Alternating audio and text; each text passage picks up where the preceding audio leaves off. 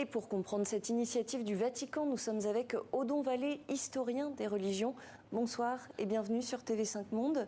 Alors Odon Vallée, l'autorisation de cette bénédiction des couples de même sexe par le Vatican, c'est une petite révolution au sein de l'Église ou c'est une évolution qui était nécessaire? C'est tout ce qu'on veut. Il faut simplement dire qu'il y a beaucoup trop de bénédictions qui ne veulent rien dire. Autrefois, les bénédictions, c'était, je ne sais pas, Madame de Gaulle, marraine du paquebot France, c'était des trucs importants. Maintenant, on bénit, on bénit, on bénit. Alors, bénédiction, bénir, ça vient d'un verbe qui signifie, au fond, dire du bien, faire du bien. Pourquoi pas? Mais ce que vous dites, c'est que ça n'a pas vraiment de valeur, en fait? Non. Parce qu'il y a beaucoup trop de bénédictions. Il y en a de plus en plus. D'autre part, attention, pour le mariage, ce n'est pas le prêtre qui marie les mariés, c'est les mariés qui se donnent le sacrement.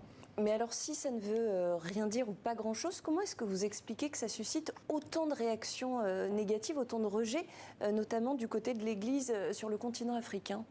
Alors, sur le continent africain, soyons prudents. Vous savez que j'y suis très souvent, puisque j'ai la plus grande fondation au monde qui fait 8 milliards d'habitants en matière de bibliothèque et puis en matière de plein de choses. Et j'ai les meilleurs séminaristes du Bénin.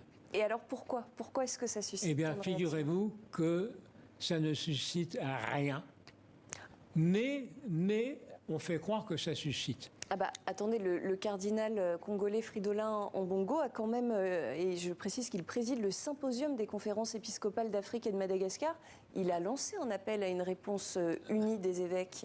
Alors, ils font tous ça. Mais ce qui est important, c'est pas ça.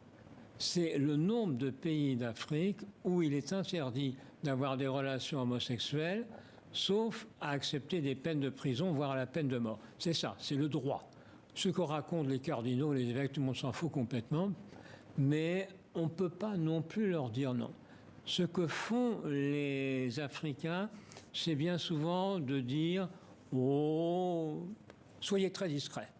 Si vous êtes très discret, dans 15 pays sur 54 d'Afrique, il n'y a aucun problème. Au Bénin, on est très tolérant. Mais il faut toujours faire croire que ce que disent les cardinaux, les évêques, les archevêques, c'est important. En tout cas, vous dénoncez peut-être une forme d'hypocrisie. Oui. En 2021, le pape François Odon Vallée a approuvé un document qui disait justement que l'Église ne permettrait pas un tel changement, de telles bénédictions pour les couples de même sexe. Comment on peut expliquer son changement de cap? Le pape François dit un peu tout et son contraire, parce qu'il a 89 ans et qu'il est obligé de faire très vite. Et il a compris, parce qu'il est quand même intelligent, il a compris qu'il fallait qu'il fasse en sorte que, vu le nombre de personnes du même sexe qui s'aiment bien ou qui s'aiment beaucoup, ils ne les mettent pas à dos de l'Église. Parce qu'il y a déjà tellement, dans certains pays, y compris la France, de pratiquants en moins, il ne faut pas ajouter encore des moins. Alors du coup, c'est une position qui est à mi-chemin entre progressisme et conservatisme. Alors, le pape François est toujours à mi-chemin entre tout. Il est beaucoup moins progressiste que certains ne le croient, mais il est, je dirais, toujours un peu intermédiaire, et il a bien raison de dire parfois tout et son contraire, mais en fait, dans sa synodalité, etc., ça ne veut rien dire, mais ça permet aussi de gagner des gens avec lui, mais aussi de perdre des gens qui sont contre lui. Merci beaucoup pour cet éclairage, Odon Vallée, historien des religions. Merci d'avoir répondu à nos questions.